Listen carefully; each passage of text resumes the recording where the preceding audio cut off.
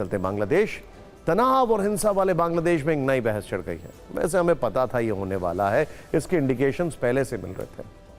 वहां कट्टरता का नया जुनून चल रहा है। फरवरी में चुनाव होने वाले, इसलिए कट्टरता एक बड़ा मुद्दा बन चुका है। वहां के नेता अब इसे अपने समीकरण के हिसाब से बुना रहे हैं। अब वहां कुरान और सुन्नत वाले कानून की डिमांड हो रही है, वो भी तब जब खालिदा जिया के बेटे सभी धर्मों को साथ लेकर चलने का वादा कर रहे हैं। ये रिपोर्ट देखिए। कट्टरता और हिंसा का दूसरा नाम बांग्लादेश, वो देश जहां हिंदुओं पर हमले सबने देखे। शेख हसीना समर्थकों के साथ हिंसा देखी, संस्कृति को मिटाने की कोशिश की जा रही। बांग्लादेश में कट्टरता का म्यूजिक, पत्थर वाला नफरती राग और कट्टरपंथियों की हिंसा चल रही। अब उसी बांग्लादेश में एक नई डिमांड आई।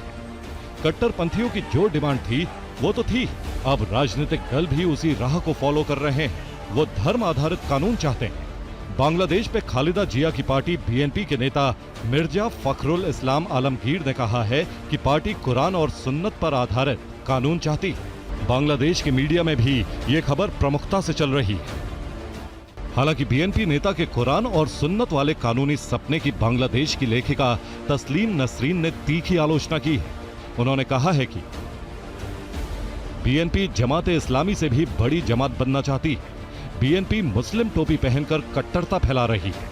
कुरान और हदीस पर आधारित कानून गलत है। इससे सबसे ज्यादा नुकसान महिलाओं और गैर मुसलमानों को होगा। ऐसे कानूनों में अभिव्यक्ति की स्वतंत्रता समाप्त हो जाएगी। महिलाओं, अल्पसंख्यकों और प्रगतिशील विचारकों के अधिकार खत्म हो जाएंगे। आज की तारीख में बीएनपी के सबसे बड़े नेता खालिदा जिया के बेटे तारिक रहमान हैं, जिन्होंने बांग्लादेश में 17 साल बाद वापसी के साथ ही लोकतांत्रिक बातें की थी। बुद्ध, ईसाई, हिंदू वाले नए बांग्लादेश बनाने का वादा किया। तारिक रहमान चाहे जो कहे, लेकिन उनकी पार्टी के नेता वही कर रहे हैं जो उनकी मां खालिदा जिया ने आज से 20 साल पहले किया था। खालिदा जिया अपने दूसरे कार्यकाल में कट्टरपंथी इस्लामी पार्टियों, खासकर जमाते इस्लामी और इस्लामी ओइकिया जोत और पूर्व राजनीतिक दुश्मन इरशाद की जातिया पार्टी के साथ गठबंधन किया था।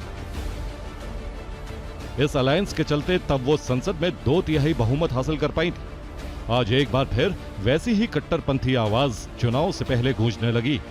तो क्या चुनाव के बाद भी बांग्लादेश कट्टरपंथ की राह पर आगे बढ़ चला है?